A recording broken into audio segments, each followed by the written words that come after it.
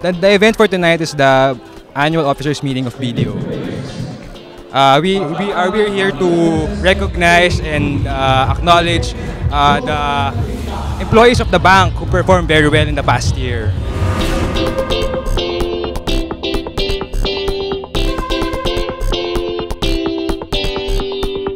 Ng Davao show namin, dumiretso kami, I think Saturday yun.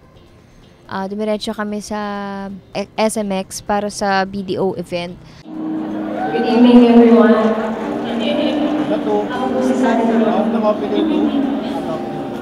It's an honor to perform for all of you tonight,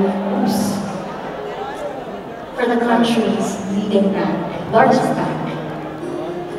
And let me take this opportunity to thank my BDO family for the trust and for having me as one of their brand ambassadors. Truly an honor po. Sana po ay ma-appreciate ko ito mga abuti na ito. Ginawa namin yung loop pa rin na ikot-ikot.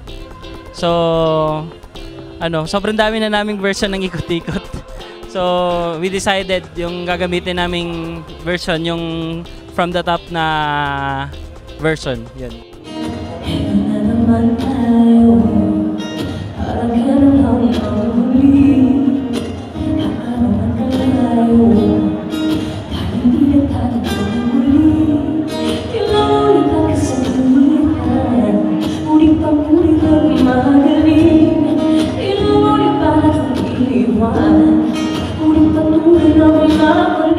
May kaba pa rin kasi syempre time is everything pa rin doon sa ginagawa namin. Parang kung magkamali ka lang ng isang segundo or 0.5 seconds, mali na talaga yun. Pero never pa naman nangyari sa amin sa mga live. So I hope wala mangyaring ganun.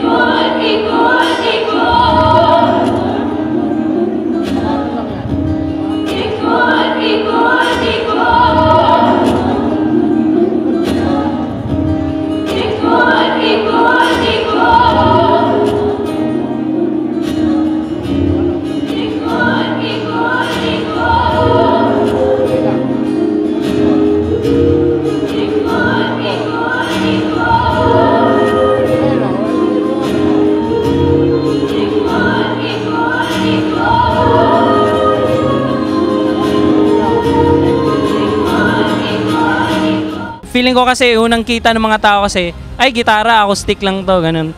Pero nung ginawa namin yung looping ng ikot-ikot, parang nakita ko sa mukha nila na, uy, iba pala to, ibang taste pala to, parang ang lupit pala nito na version. Pero yun nga, parang nakadagdag yung vocals din ni Sarah na, yung mga harmony na ginawa namin dun sa looping, nakadagdag din siya ng plus factor effect, tapos yung nag-ingay na kami, parang ayun, ayos, sobrang ayos.